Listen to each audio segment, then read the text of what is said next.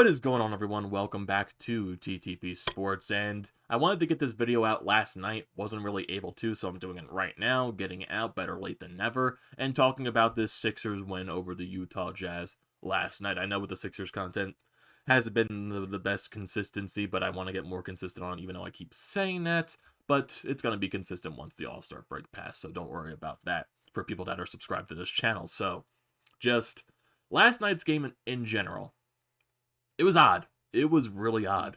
But you have Joel Embiid going off for 40-plus points in the game. Tobias Harris doing what he did in the overtime.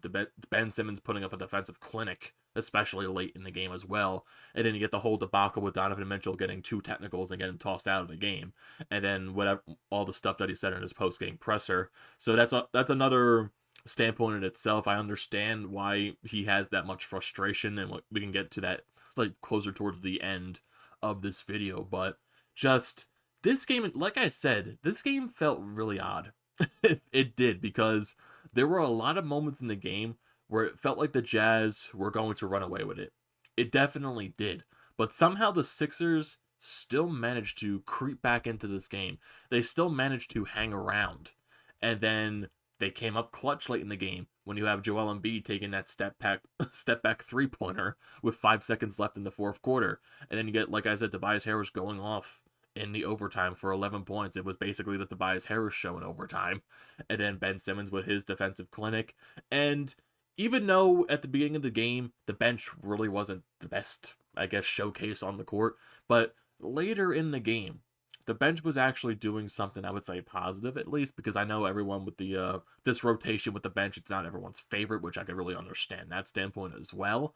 But later in the game, it felt like they were getting a little bit more clutch, I would say. But Joel Embiid, still dynamic as ever. He's much watched television, and just he's making his case consistently for MVP this year, and it's amazing to watch. It definitely is. I know there's other people in the running too. Steph Curry, LeBron James is also in the mix as well, but Joel Embiid, man, he is amazing to watch.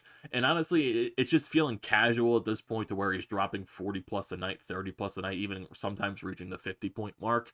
So he's been absolutely amazing. If you look at his stat line from tonight, from last night actually, it's 40 points, 14 out of 27 from field goal range. He had 2 out of 5 3-point shots, 10 out of 13 free throw, 19 rebounds, which is absolutely amazing, 3 assists, and 2 turnovers. Like I said, that clutch 3 that he made with 5 seconds left in the fourth quarter, it's just like you see this big man just stepping back all the way to the 3-point line, and he has people in his face too, and he hits a 3.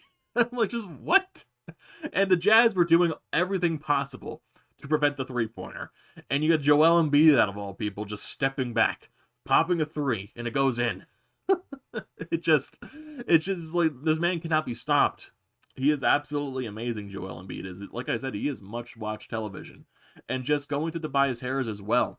There were a little bit of spurts that he had in the game where he's getting some points, but the overtime, man, he was absolutely fantastic in the overtime. He had 11 points in the overtime to complete his stat line of 22 points, 9 out of 18 from field goal, 0 out of 3 from 3-point line, 4 out of 3 from the free throw line, 4 out of 5 from the free throw line, 10 rebounds, 2 assists, 0 turnovers. Like I said, that overtime was absolutely amazing by Tobias Harris. And Joel Embiid didn't have that much of a factor in the overtime. He did hit a couple of free throw shots, but it was mainly Tobias Harris. He got the mismatch, and he just went completely off. He did. He went completely off. And Ben Simmons, even though he didn't have a fantastic night from the point side, but just the defensive play that he had, especially late in the game against Donovan Mitchell, it was just wow. It was just wow. It definitely was. Then you also got guys like Steph Curry hitting some clutch 3s, especially late in the fourth quarter when he hit that deep free throw, that 3-pointer. I was just like, wow, that's a deep shot. And from his stat line, he had 14 points, 5 out of 7 field goal, 2 out of 4 3-pointers, 2 out of 2 from the free throw line, 2 rebounds, 3 assists, 1 turnover. And if you look at Ben Simmons' stat line, he had 17 points, 8 out of 11 shooting from field goal, 0 3-pointers taken, which is obvious at this point, 1 out of 2 free throws, 4 rebounds, 6 assists, and 5 turnovers. And honestly, the Sixers in this game, turnovers weren't that major of a problem, which it has been basically the entire season for them. So they weren't turning the ball over as much. But just to like even go through the process of this game. Like I said, it felt like the Jazz in this game should have ran away with it at a lot of points. And it felt like they were going to, because when the Sixers got their chance to, I would say, get within maybe like 5 points, maybe even closer to 2 points, the Jazz would always go down the court.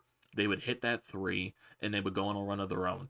But it still felt like the Sixers were just hanging in there. They were still finding a way to creep back into it, and the Jazz weren't able to completely take the Sixers out of the game. When honestly, it felt like at most points they were going to. But the Sixers just somehow managed to hang in there, to creep back in. And then, especially late in the game, and especially in the fourth quarter, the Sixers were hitting their shots. They were creeping back into the game. And then you get that late three by Joel Embiid to tie the game to force it into overtime. And like I said, the bench, they came up more clutch later in the game as well. Shake Milton played a much better performance, especially late in that game. Dwight Howard as well. Korkmaz actually did hit a couple of shots later in the game, but guys like Mike Scott, Matisse Thybulle, they weren't really much of a factor in this game. Same thing with a guy like Danny Green. He only had 3 points in this game as well. And just for the Jazz in general, especially early in this game, they were in the Jazz, they're like one of the teams major known for this year. To one of their dominant aspects of their game is the 3-point shot, and they were 47% from the 3-pointer today, and this compared that to the Sixers 32%. So yeah, it was especially early on in this game when you got guys like Donovan Mitchell consistently pulling up from three. Then you also got guys like Bogdanovich consistently putting it up from three. Mitchell had 12 chances on the 3-point line, and Bogdanovich had 10 chances. You also got guys like O'Neal with 6 three-pointer attempts, Connolly 3 3-pointer attempts, and some guys off the bench as well. Clarkson at 7, and then you also had Joe Ingles with 5 3-point attempts. So yeah, the 3-point is definitely a major factor in this game, and we all know that for the Utah Jazz, and they showcased it tonight. But like I said, and I'm going to keep bringing this up, it felt like they couldn't fully take out the Sixers, even though it felt like they should have. Because the Sixers, they were just that team that stayed in there. The Jazz let them hang around. But there were also some standpoints where the Sixers were managed to creep back up into the game, where the Jazz went back down the court, and they hit that 3-point shot or whatever they did to go on a different run of their own. Because every time it felt like the Sixers were going to start on a run, the Jazz would go directly on a run of their own to, I guess, make the lead more of a wide margin.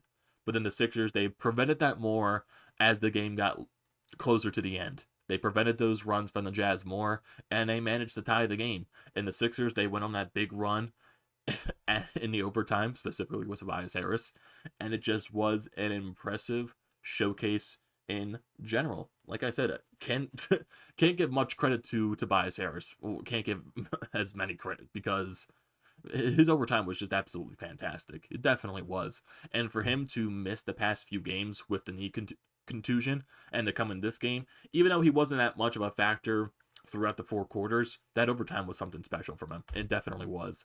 And just Joel Embiid's performance in general, the way he does this now on a nightly basis, he continues to be this amazing on a nightly basis, to continue to put him in that discussion to be one of the favorites for the MVP. It's just absolutely fantastic. And I'm honestly just interested to look at Joel Embiid's stat line for this entire season. Yeah, if I'm looking at the stat line right now, I'm on Basketball Reference. He's averaging 30.2 points a game this year. He's averaging 11.6 rebounds, and his free throw attempts, he's averaging 85% of his free throw shots. So that his number from the free throw has consistently gone up every single season, and it's gone up dramatically this year. I think last year he was around 80% from free throw. This year it's completely up to 85, so 5 points. So that's something really good as well there. And even though I know the past few seasons with Joel Embiid, he's had the injury issue, and there's been some points this year where he's had to be benched because of the back tightness, but he's more healthy this year. He's playing with a lot of chip on his shoulder. It looks like that because he looks absolutely fantastic. He definitely does.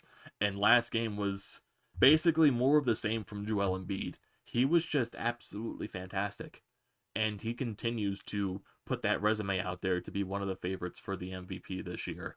And just like also going to Donovan Mitchell's talk post game about the situation with the refs and how bad it's been going around in the league.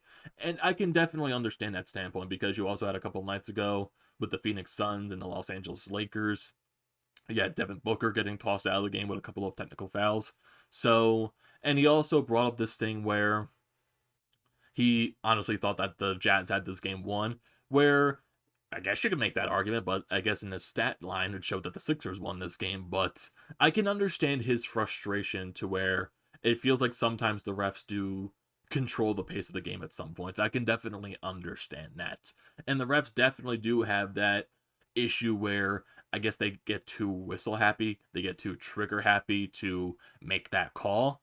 And I could definitely understand that frustration. And the main standpoint out of Donovan Mitchell's comments is frustration because he gets calls that don't go the Jazz's way. A lot of the calls, especially late in the game, went the Sixers' way. And that's definitely understandable to release that frustration. And you saw at the end of the game where he knocked over the water jug and he accidentally hit one of the staff people, even though he did apologize directly right after it, so no harm done there. But I can definitely, it's just that frustration. And he is bringing up a major point to where the refs, especially this season in the NBA, have been a major issue. And I can understand that frustration because refs, sometimes when the refs take control of a game, it could be really frustrating because sometimes the calls can go in favor of your team and then the other team gets frustrated, or the calls can go in favor of the other team and your team gets frustrated.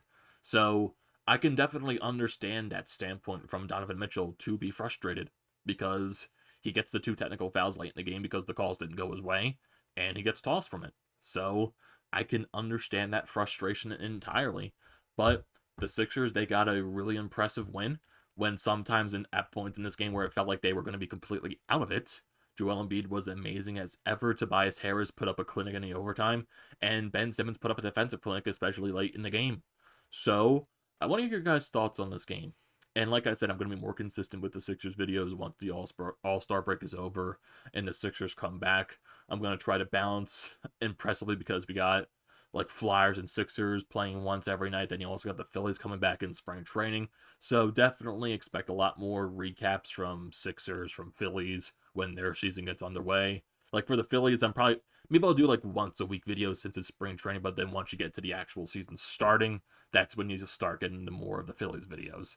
So, like I said, going to be more consistent with the Flyers, Sixers, and the Phillies. I know I'm consistent with the Flyers, but more consistent with the Sixers and the Phillies. So, what are your guys' thoughts on this game? Your thoughts on Embiid's performance? Your thoughts on Tobias Harris's performance? I want to hear even your thoughts on Donovan Mitchell's comments in post-game. So, don't forget to leave your comments in the comment section below. Don't forget to drop a like on this video. Don't forget to check out the Painted Lines, which I am a part of. They do a bunch of things with the Sixers, their post-game live streams, their watch parties. So definitely check them out. Their links are in the description below. Don't forget to check out the Fired Up Podcast merchandise website. We had our podcast last night with Jason Martinez, and we're going to be preparing for tonight's game against the Penguins, so definitely stay tuned for that. The link is in the description below for the merchandise website. Don't forget to like, comment, and subscribe to the channel, everyone, and I'll see you next time.